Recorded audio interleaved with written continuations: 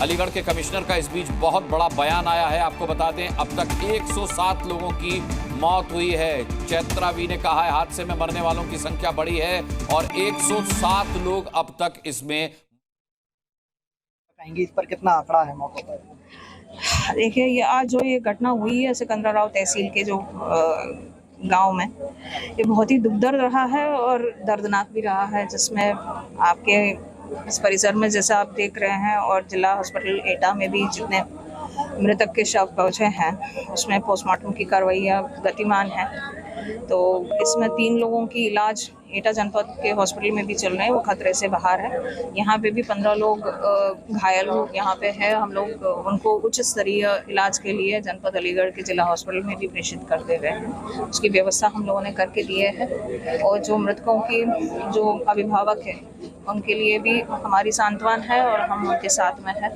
उनकी जो भी यहाँ से हमारी जो उन लोगों के लिए मदद की आवश्यकता है वो जिला प्रशासन के रूप में हम लोग निरंतर कर रहे हैं, जो आपके समक्ष में। मैम, आंकड़े की अगर बात की जाए तो मौतों का आंकड़ा कितना है? अभी जो प्रारंभिक रूप में हमारे पास जो सूचना मिली है तो यहाँ पे 80 लोगों की संख्या है और 27 लोगों की संख्या जो एटा पहुँच चुके हैं।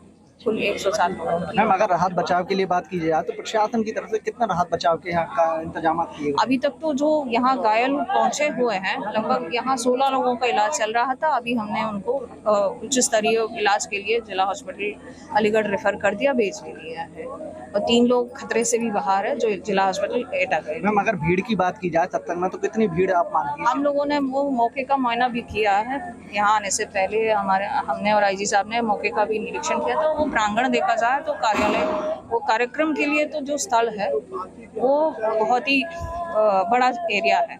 वो उसमें ऐसी भीड़ की अगर पर्याप्त मात्रा में भी जगह है तो वो उपलब्ध थी। बिल्कुल। देखिए, हमारे साथ कमिश्नर थी जो बता रही हैं कि जो इस समय मौतों का आंकड़ा है वो जो है एटा जनपद में 27 का पहुंचा है, लेकिन जो यहाँ ट्रामा सेंटर में तमाम जो राहत के लिए लोग आए हुए हैं उनकी मदद की जा रही है। 107 लोगों की मौत की पुष्टि की है अलीगढ़ कमिश्नर ने। और अब आपने ये सुना कि यह हादसा कितना बड़ा हादसा हो गया है। प्रमोद, बहुत बड़ा सवाल है। जो भी दोषी है वो बहुत बड़ा दोषी है। ये आंधी तूफान का मौसम है, ये भारी बारिश का मौसम है, ये उमस का मौसम है। ऐसे में अगर हजारों लाखों की भीड़ जुटती है तो अगर भगदड़ नहीं भी मचती है तो इस मौसम में बुजुर्ग महिलाएं हैं, बुजुर्ग व्यक्ति हैं, उनकी दम घुट सकती है, उनको सांस लेने में तकलीफ हो सकती है।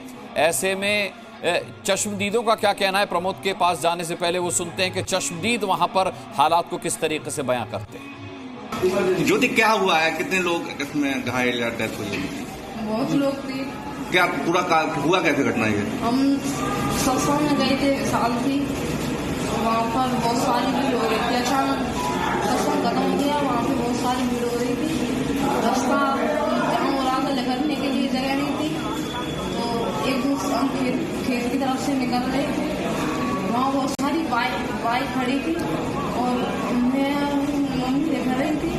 तो अचानक ही पाँव हो गई, जगह नहीं थी पाँव धरने की। तो अचानक ही बहुत सारे लोग उनकी कर रहे, उनकी तो मौत हो गई। साथ आई थी मम्मी की ऐसी हालत थी।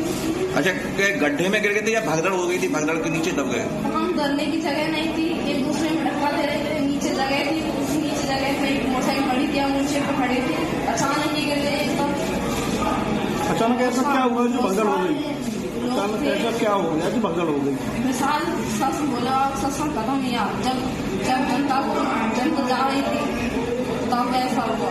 सबको निकलने की पड़ रही थी। अच्छा, कितना बेटा कितने लोगों को ऐसा लगता घायल हुए या डेथ हुई? बहुत सारे लोग थे। बहुत सारे लोग हैं इसमें। देखिए, ये जो लड़की थी ये घटनास्थल पर मौजूद थी, ये प्रवचन पंडाल में मौजूद थी और इसने बताया कि जो इनके साथ महिला आई थी उनकी मौत हो चुकी है। इस लड़की ने खुद ऑन कैम बताया कि ये कितनी घबराई हुई थी, आपने देखा। और यही घबराहट इस वक्त न जाने कितने लोगों के चेहरे पर होगी, क्योंकि किसी ने अपने पिता को खोया है, किसी ने अपनी माँ को खोया है, किसी ने अपनी पत्नी, किसी ने अपना पति, किसी ने अपना बच्चा, किसी बच्चे ने अपने माता पिता को खोया है। प्रमोद, ये एक बहुत बड़ा हादसा है, लेकिन एक बहुत बड़ा सवाल ये है कि इसके लिए दोषी आखिर कौन होगा, क्योंकि यह हादसा पंडाल के अंदर नहीं हुआ है। ये प्रवचन खत्म होने के बाद बाबा के पीछे भागती भीड़ में भगदड़ जो मची है, उनकी चरण रज, उनके पैरों की धूल लेने के लिए उस वजह से पेश आया है। लेकिन इसमें प्रशासन बचता नहीं है, इसमें सुरक्षाकर्मी बचते नहीं हैं, क्योंकि उन्हें वहां मौके पर मौजूद होना चाहिए था भीड़ को नियंत्रित करने के लिए। जो कि स्थानीय लोग बता रहे हैं वो वहां थे, लेकिन बाबा के साथ ही चले गए। देखिए, बिल्कुल इसमें सारी की सारी जिम्मेदारी जो है वो प्रशासन की बनती है।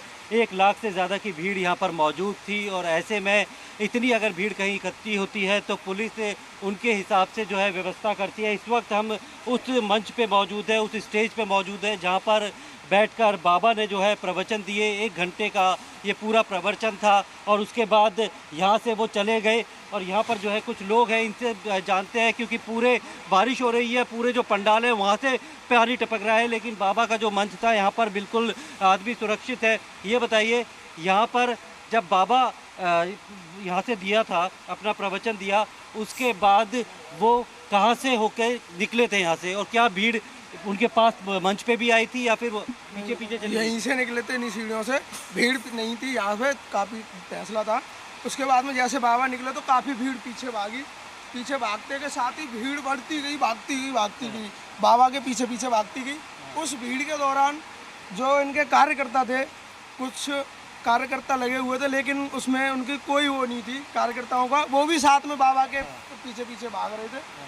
इस वजह से हादसा हुआ है। से पूरा मंच तैयार किया गया है, ये 1 दिन 2 दिन में तो तैयार नहीं हुआ होगा। उसके बाद ये बताइए, ये 19 तारीख से काम चल रहा है यहाँ पे। 15 दिन हो गए। ये 19 तारीख से काम चल रहा था, साफ सफाई हो रही थी, नाप तोल हुई थी। और जो बाहर से लोग आ रहे थे वो कहाँ रह रहे थे, जो कि दूसरे राज्यों से आए थे? रोड पे रह रहे थे, रोड पे गाड़ी अपनी खड़ी करके रोड पे रह रहे थे। अच्छा, अपनी अपनी गाड़ियों से भी आए थे काफी सारे लोग? गाड़ियाँ थी, बसें भी थी। हाँ, काफी मतलब बसें करके लोग दूसरे राज्यों से भी आए थे कि बाबा के सत्संग में जाना है। हमने तो अभी न्यूज़ में सुना कि यहाँ ऐसे ऐसे रतवानपुर में हादसा हो गया, तो इसी वजह से देखने के लिए चले आए। बिल्कुल, ये देखिए, ये जो मंच है काफ़ी जो ऊंचा बनाया गया था और यहाँ से ही बाबा जो है वो नीचे उतरे थे। और उसके बाद जो लाखों की भीड़ थी, जो बताई जा रही है कि यहाँ पे मौजूद थी, पिछले 5 दिनों से काफ़ी लोग यहाँ के रह रहे थे, वो अचानक भागे थे। और देखिए, ये बिल्कुल वही गुलाल और जो रंग होता है जिसको जो बाबा के चरणों के बाद लोग लेने के लिए इनके पीछे जाते हैं, उसको लेकर जो है जो भगदड़ मची है वो इस पंडाल से बाहर निकलने के बाद मची है। चप्पलें देखिए, अभी भी यहाँ पर कुछ लोगों की चप्पलें जो है वो यहाँ पर भी पड़ी है। यहाँ से लोग बाबा के पीछे भागे ज़रूर है, लेकिन जो भगदड़ मची है, लोग जो एक के ऊपर एक गिरे हैं, उनके जो जिस तरीके से जो जान गई है वो इस रोड के पार होने के बाद, जब बाबा गाड़ी पर बैठ के निकल गए हैं, उसके बाद एक ढलान जो आती है वहाँ पर जाके गिरे हैं, जिसमें बच्चे, महिलाएं, पुरुष सारे लोग थे। और यहाँ पर जो इंतज़ाम थे वो प्रशासन के बिल्कुल नाकाफ़ी थे। जिस हिसाब से पूरी भीड़ यहाँ पर आई है, अलग अलग राज्यों से आए थे और पिछले कई दिनों से यहाँ पर रुक रहे थे, उसके बाद देखते हुए कहीं ना कहीं पूरी जिम्मेदारी से प्रशासन के ऊपर है। ना तो जो यहाँ की LIU है जो कि अपनी रिपोर्ट देती है, यूपी एक संवेदनशील राज्य है और इतनी संख्या में अगर लोग एक जगह इकट्ठा होते हैं तो क्राउड मैनेजमेंट के लिए बाकायदा SOP निर्धारित की गई है कि किस तरीके से उस क्राउड को मैनेज करना है और अगर कुछ स्थिति हो। Zee News.